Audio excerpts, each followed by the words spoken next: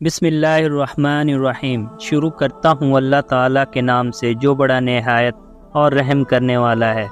السلام علیکم عزیز دوستو۔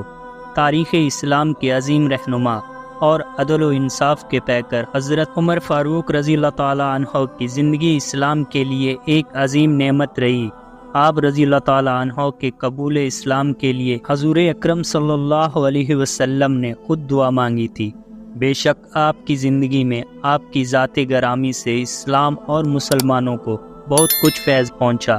ناظرین گرامی، آج کی اس ویڈیو میں ہم بات کریں گے پیغمبر اسلام کے اس بے مثال رفیق کے آخری سفر کے بارے میں کہ کیسے ایک بدبخت غلام آپ کی دردناک شہادت کا مرتکب ہوا۔ دوستو، حضرت عمر فاروق رضی اللہ تعالیٰ عنہ نے دعا مانگی تھی کہ اے اللہ، مجھے تیری راہ میں موت آئے اور تیرے نبی کا شہر نصیب ہو۔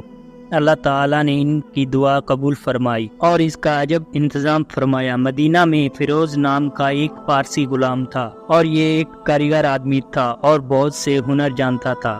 بڑائی اور لوہار کے کام کے علاوہ یہ چکیاں بنانے کا بھی ماہر تھا۔ اس کے مالک حضرت مغیرہ بن شعبہ نے اسے کام کے لیے آزاد چھوڑ رکھا تھا۔ یہ اپنا کام کر کے ایک طے شدہ رقم حضرت مغیرہ بن شعبہ کو ادا کر دیا کرتا تھا۔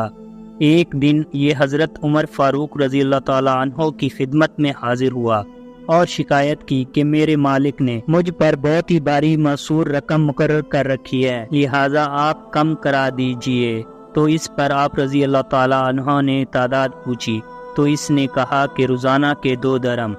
تو آپ رضی اللہ تعالیٰ عنہ نے پوچھا تمہارا پیشہ کیا ہے؟ تو اس نے اپنے ہنر کے بارے میں بتایا تو آپ نے فرمایا ان صنعتوں کے مقابلے میں یہ رقم زیادہ نہیں، تم اچھے بھلے کاریگر ہو۔ امیر المومنین کی طرف سے یہ جواب سن کر فیروز سخت رنجیدہ ہو گیا اور اس کے دل میں آپ رضی اللہ تعالیٰ عنہ کے لیے عداوت پیدا ہوگی۔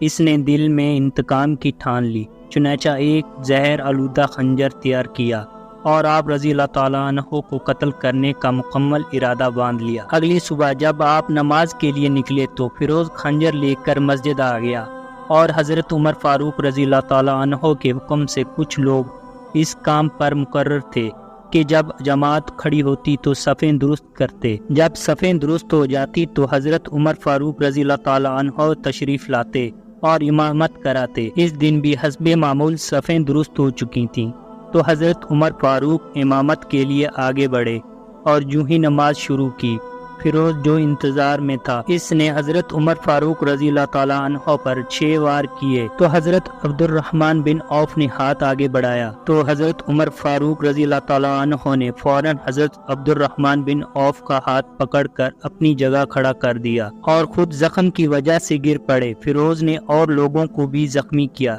لیکن بالآخر پکڑ لیا گیا اور ساتھ ہی اس نے خودکشی کر لی۔ حضرت عمر فاروق رضی اللہ تعالیٰ عنہ کو لوگ اٹھا کر گھر لے آئے۔ سب سے پہلے انہوں نے پوچھا کہ میرا قاتل کون تھا تو لوگوں نے کہا کہ فیروز۔ فرمایا کہ الحمدللہ، میں ایک ایسے شخص کے ہاتھ سے نہیں مارا گیا جو اسلام کا دعویٰ رکھتا تھا۔ لوگوں کو خیال تھا کہ زخم زیادہ گہرا نہیں ہے اور غالباً شفا ہو جائے گی، چنانچہ طیب بلایا گیا۔ اس نے دودھ پلایا تو ظاہر زخم سے باہر نکل آیا۔ حضرت عمر فاروق رضی اللہ تعالیٰ عنہ نے اپنے فرزند حضرت عبداللہ کو بلا کر کہا کہ ام المومنین حضرت عائشہ صدیقہ کے پاس جاؤ اور کہو کہ عمر آپ سے اجازت طلب کرتا ہے کہ رسول اللہ صلی اللہ علیہ وسلم کے پہلو میں دفن کیا جائے۔ جب حضرت عبداللہ حضرت عائشہ رضی اللہ تعالیٰ عنہ کے پاس آئے، وہ رو رہی تھی تو حضرت عبداللہ نے بڑھ کر السلام کیا اور حضرت عمر کا پیغام پہنچایا۔ تو حضرت عائشہ رضی اللہ تعالیٰ عنہ نے کہا کہ میں جگہ کو اپنے لیے محفوظ رکھنا چاہتی تھی، لیکن آج میں حضرت عمر رضی اللہ تعالیٰ عنہ کو اپنے اوپر ترجیح دوں گی۔ حضرت عبداللہ واپس آئے۔ لوگوں نے حضرت عمر فاروق رضی اللہ تعالیٰ عنہ کو خبر کی، بیٹے کی طرف مخاطب ہوئے اور کہا کہ کیا خبر لائے ہو؟ انہوں نے کہا کہ جو آپ چاہتے تھے۔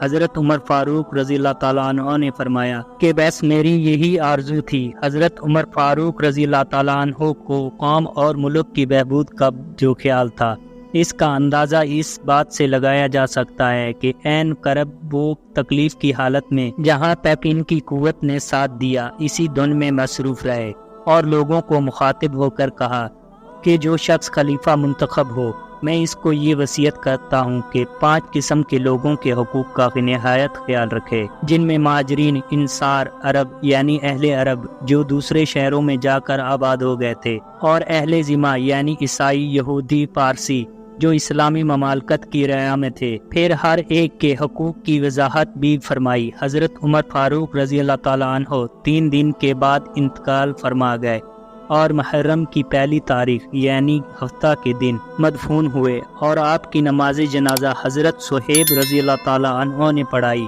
حضرت عثمان اور حضرت علی، حضرت عبد الرحمن بن عوف اور حضرت سعد بن ابی وقاص نے آپ کو قبر میں اتارا۔